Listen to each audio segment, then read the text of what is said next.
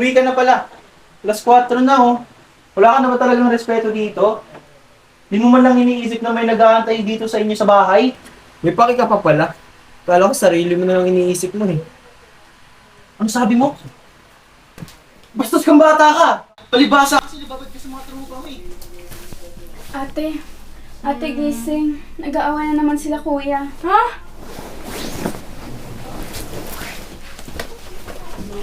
Eh, ano ba paki mo? Dito ko nakukuha ang kasiyahan at pagmamahal na hindi ko nakuha sa'yo kailanman. Ba sumasagot ka pa? Ano ha? Tama na! Sige, tuloy mo. Sadie, bitawan mo siya. Kuya, tama na. Huwag na kayo mag-away ni Papa. Huwag ka nang bumalik!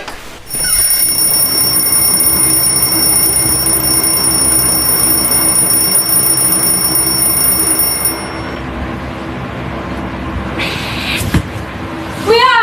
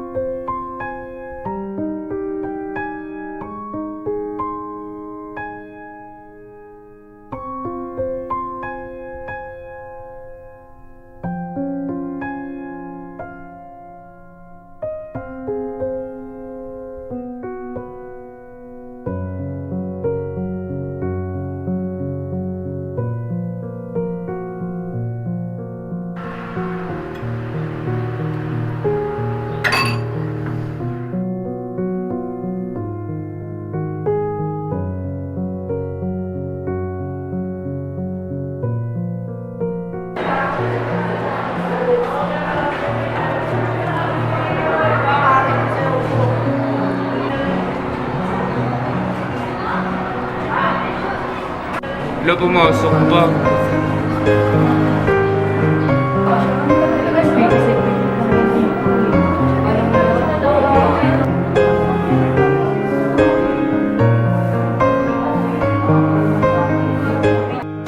Yana, Maxine, Kim.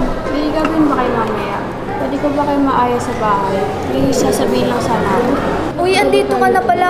Saglit lang ha, message ko lang si Althea.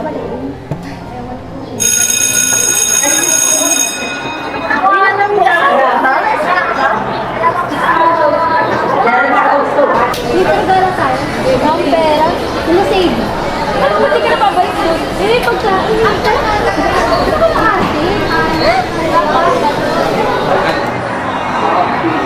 Hindi dito. Punta na lang kami sa inyo. Talaga? Tara na. Uy, ang init. Tara, dali. Ano ba yan? Baka init papunta talaga sa bahay niyo. Talaga, ikasok na kayo. Oh my God. Talaga ako. Init. Mamatay ako sa init. Go. Ayoko talaga magpupunta sa bahay kasi sa bahay niyo kasi masyadong mainit. Uy, ano na tungkol sa crush mo? Totoo ba yun? Kasi kanina, yan na yung talaga sa init. Ano ba yan? Ang ingay! Natutulog yung tao, di ba? Sadie, sino naman yan? Mga kaibigan ko po, kuya. Sadie, paalisin mo yung mga yan. Ampo gagawin yan. Uubusin naman yung pagkain natin dito eh. Hoy, Sadie, sinasabi ko sa'yo, pauwi mo na yung mga yan ha. Wait, kuya, tama na yan. Wala namang ginagawa masama sila ate. Hayaan mo na sila. Sophia, kuya mo ako ha. Huwag mo akong pinapangunahan at huwag kang nangingialam.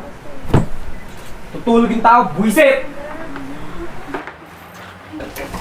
Bilisan na natin. Tara na.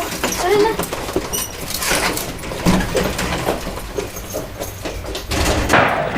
Oo. Ba't ba kasi tayo pumunta dito? Alam niyo naman yung ginawa niyan sa atin, di ba? Di ba kayo nadadala? Kaya nga, ginawa pa tayo patay gutom. Alam ko na. Tayo-tayo na lang. Gala tayo. Di ba kayo? Oh, Sige. Mas okay yun. Eh, paano si Sadie? Hindi na ba siya sasama? Wag na. Hayaan mo siya. Punta naman na tayo. Guys, wait lang! Guys, sorry. Tama na. Uwi na nga lang kami. Tara na nga. Kasi yan. Sadie, sorry ha. Okay lang.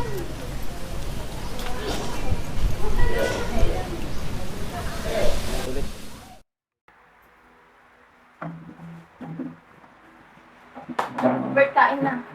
Anong ulam, Alice?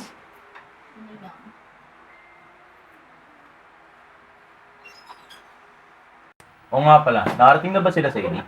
Ay, wala pa eh.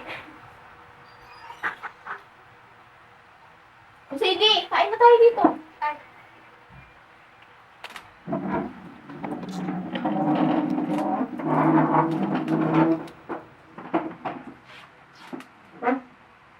Sam!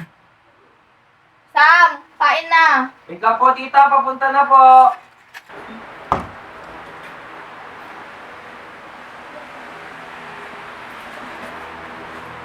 Tawag ka pa eh. Oo nga pala, Alice. Bakit ka napatawag dyan sa eskwelahan ni Sadie? Bumabagsak daw yung grades niya. O Sadie, bakit bumabagsak tong grades mo? Di mo gayahin si Sofia. Mas magaling mag-aral. Parang may Uy Sam, baba mo nga yung paa mo. Mata pobre ka ba? Oh, saan na naman pupunta? Wala kang pakialam. Simula nung pinanganak ako, wala nang magandang nangyari sa pamilyang to. O ano, lalayas ka? Kung pwede lang, matagal ko nang ginawa. Mas naasahan ko pa yung mga tropa ko kaysa sa inyo. Ganyan lang din naman kayong lahat. Sumama na lang kayo sa nanay niyo kasama yung kabit niya. Nagpupursige yung nanay namin doon sa ibang bansa para lang sa amin. Wala kang alam. Totoo ba yun pa?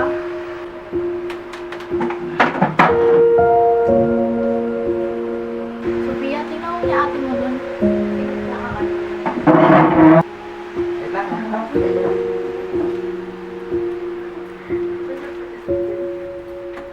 Kakasama sila? Ano naman nila ako sinabihan?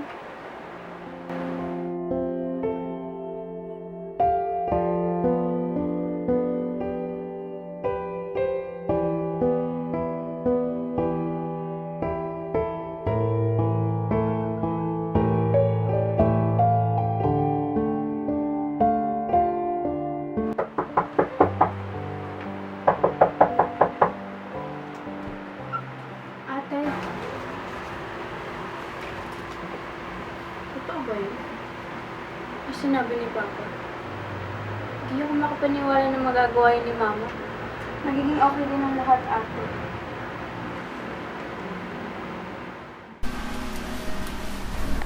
Bert, ba't mo naman bigla yung mga anak mo? Bakit? Ikaw ba yung magulang dito? Oo, alam ko, pero syempre... Wala kang karapatang mangialam sa pamilya ko. Eh bakit? May alam pa ba sa pinagdadaan ng mga anak mo? Bakit ikaw? Meron ba?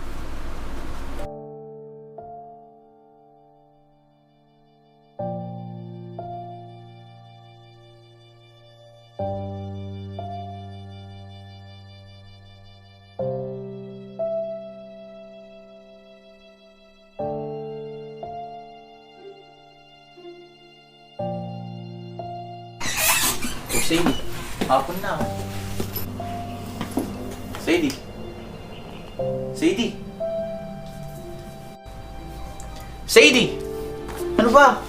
Uy! Ano ba? Kanina pa kita tinatawag ah. Ah, sorry pa. Sorry kung hindi kita nararamdaman. Ano bang sinasabi mo? May problema ba? Ngayon, tatanungin mo kung ganyan? Ang alam ko, hindi wala kayong paki sa akin eh. Kailan ka pa natutong sumagot ng ganyan? Pumasok ka nga doon sa kwarto mo.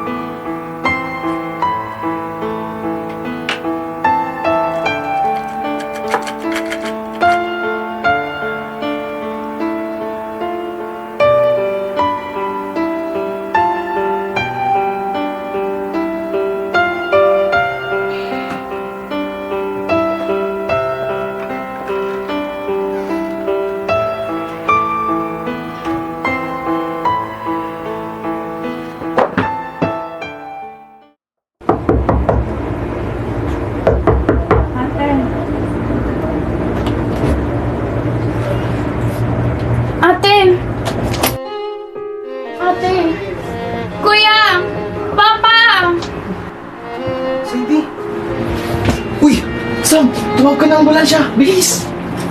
Sadie, uwi ka na. Gising ka! Sadie! Sadie! Sadie! Sadie! Uy! Ano na, gumising ka. Sadie, gumising ka.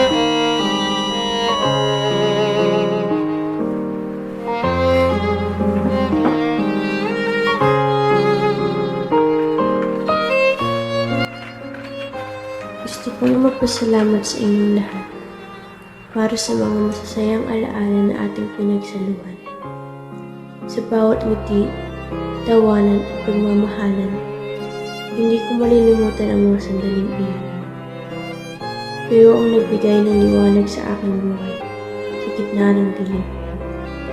Ngunit, sa likod ng aking mga ngiti, may isang katotohanan na hindi ko na kayang itago. May sakit na naglalaw ang aking katawan na hindi ko na kayang labanan. Ang sakit na ito ay unti-unting kumakain sa akin. At sa tuwing tumitigil ang mga ngiti, ang sakit ay lalo pang dumarama. Matawad sa anumang sakit na aking maidudulot sa inyo. Naway matatanggap ninyo ang aking pasasalamat at pagmamahal. Hindi ko kayo pinipilit na maintindihan ang aking desisyon. Ngunit, sana ay maunawaan ninyo.